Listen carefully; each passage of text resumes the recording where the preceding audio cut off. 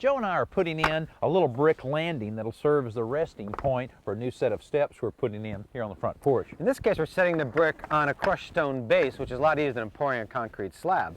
But the trick is, how do you get a perfectly smooth surface at the correct depth? Well, the way you do that is with a screed.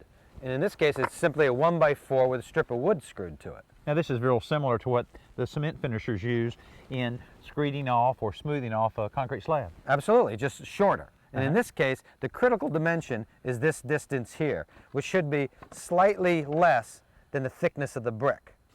Now the other two critical dimensions is the strip has to be long enough to extend over the wooden form, and the shorter piece has to be able to fit within the form.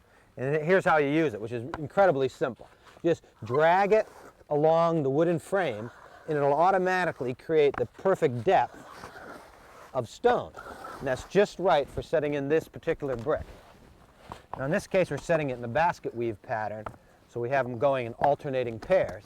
Then once they settle in, just give them a couple of pounds with a rubber mallet, and that'll set them in.